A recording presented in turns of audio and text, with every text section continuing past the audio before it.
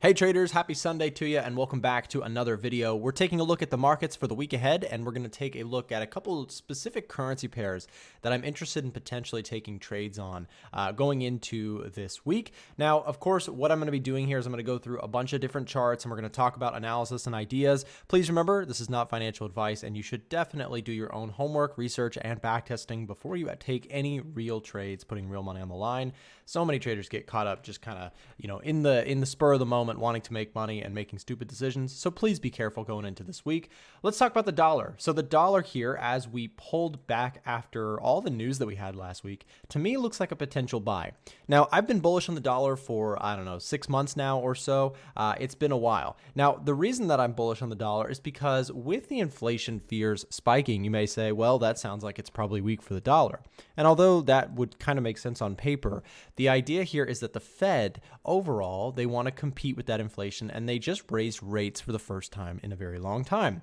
Not only that, they also are making big claims to want to continue to raise rates throughout 2022. That's a strong catalyst for a bullish USD, and it is one of the main reasons why I am looking to be long on the dollar. Now, this is the DXY, it's the currency index for the US dollar, and with that said, you can see we've got a zone marked at support. I actually tried to buy the dollar this week. I've had some excellent trades recently, but I did try and buy the dollar a little bit early. I think I bought dollar Swiss franc last week and unfortunately took a small stop loss on that. But going into this week, I am flat and looking for new positions. So for me, if there is a chance to retest this level right around 97.8, I am actually going to take that as an opportunity to try and get long here, especially last week with talking about, they had a rate hike and they also talked about more to come.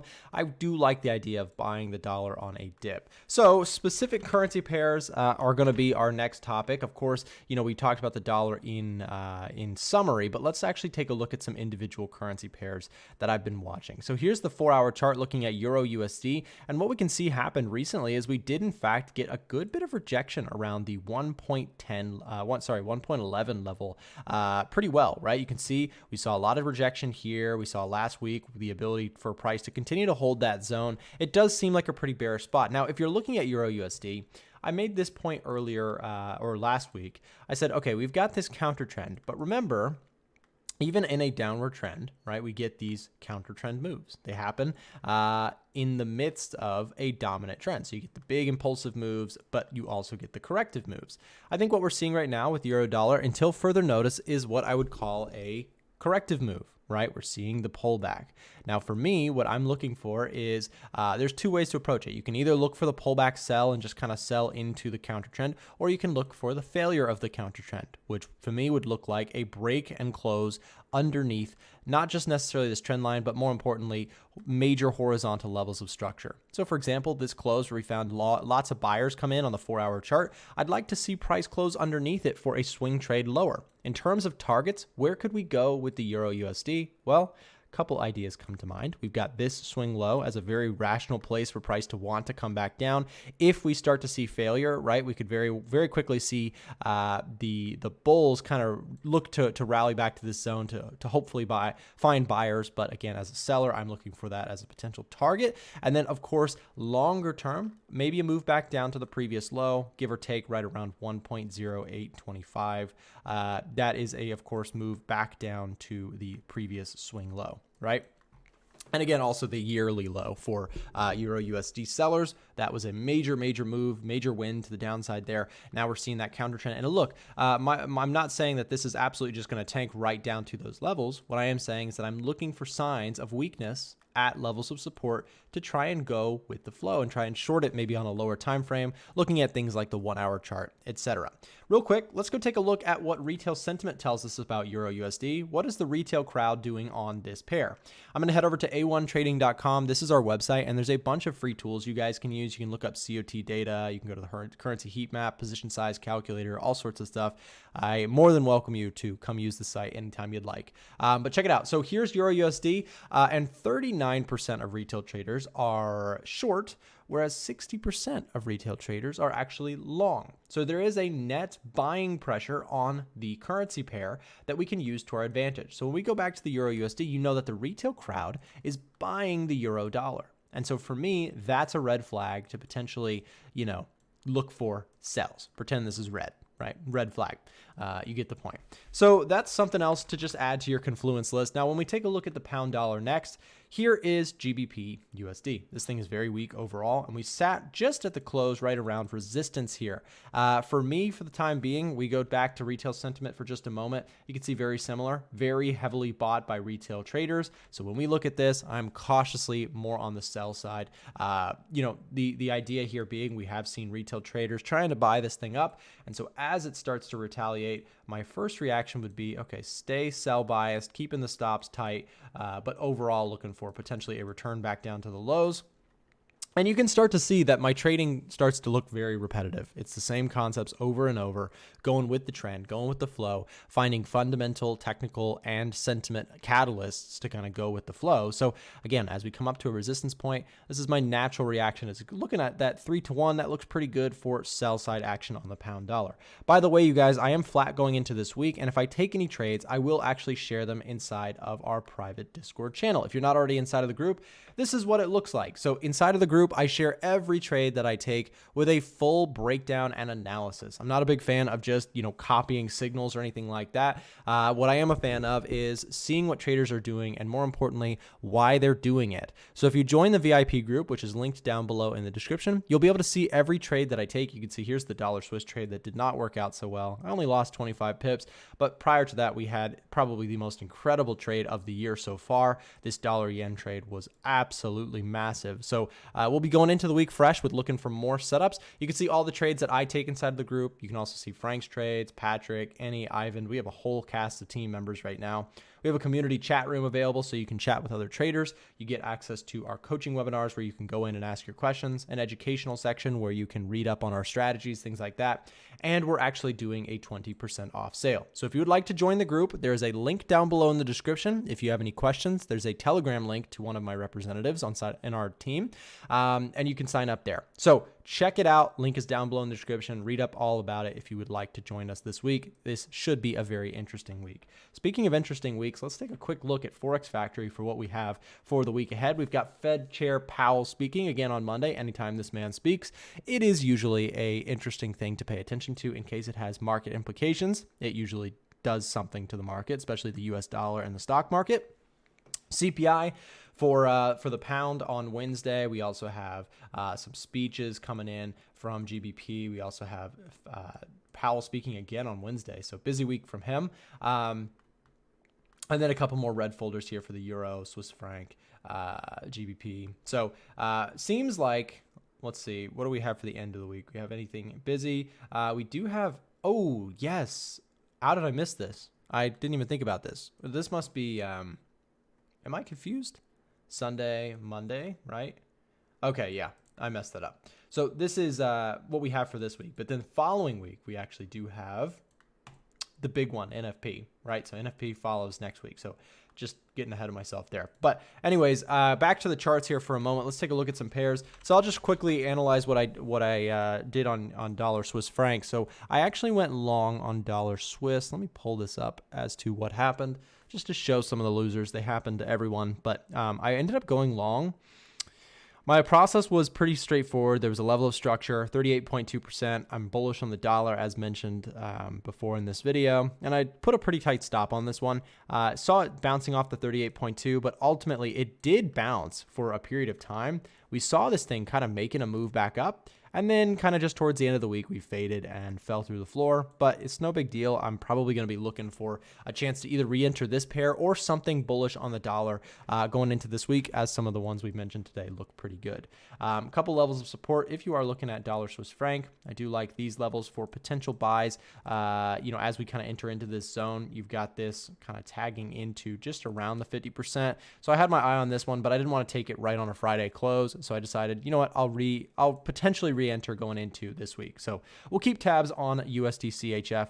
For those of you guys who are members, I may be willing to take another trade. If I do, you'll see it inside of the group. Next one is USDJPY. So If we take a look at the dollar yen, this thing has gone crazy. And this was the one, this is the pair that kind of made my entire month so far here in March. We had an incredible run. Believe it or not, I really did buy just around here. I've been talking about it. You've been seeing probably some of the videos if you've been watching for a while. Actually, this video is a full coverage of the trade, as well as just kind of a breakdown of what we did on that. So yeah, that one was a 360 pip winner on USDJPY. So roughly speaking, you know, around here is where I was able to get out. So I'm waiting for a potential opportunity to re-enter, but I'd like to see a discount come into the dollar yen before I go buying it. Because at this point, I think that the trade has kind of run away from us. I'm happy with the profits that I made. You know, this was a really massive winner that we have not seen a move like that on the dollar yen in quite some time. Not since, you know, last year towards the end of the year did we get something so follow through heavy. So that was kind of awesome. In terms of dollar yen, I'm looking for pullbacks. Perhaps, you know, you have something here, but that's a bit aggressive. I would like to see a bit of a deeper retracement, see some strength come back in, just because, again, once we get to these points where we sort of extend ourselves very heavily, it's not that they can't go further. It's just that when they do decide to pull back, they tend to be pretty aggressive. So we'll take a look at that and keep tabs on that going into this week. Here's pound yen, very popular currency pair among day traders. Let's take a look at the 1 hour chart and how we ended up last week. So very similar, super strength coming in for pound yen all week. We saw this thing just go and go and go. Couple levels of support if you're watching this thing.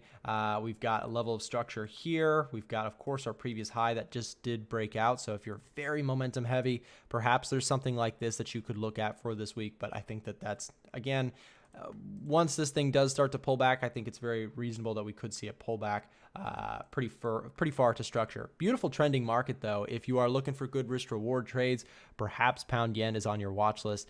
Should we see some pullback opportunities?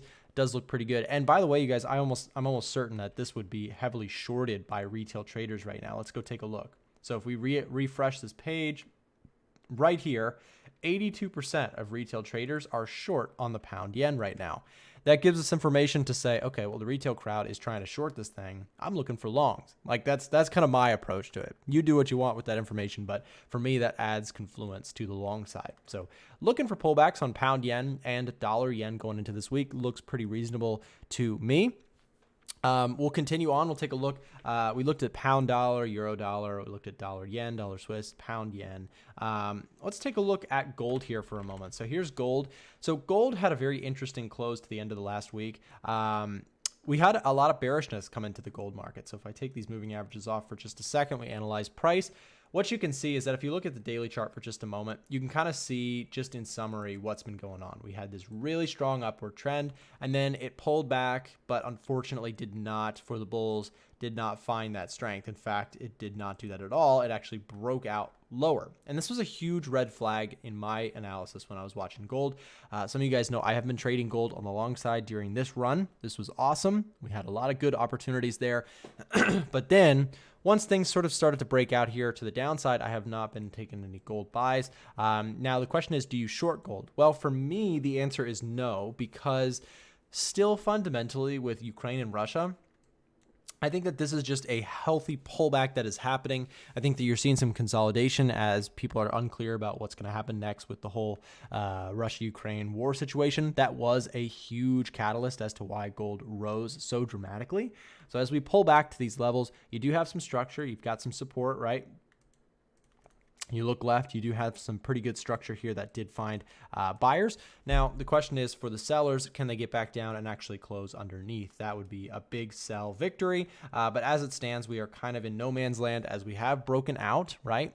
But fundamentally, I'm still bullish. Now, this is something I did in the week, last week, but I talked about how when I take a trade, I like to see primarily two main things agree. I like to see the fundamental analysis check off, and the technical analysis check off, meaning that they agree with each other.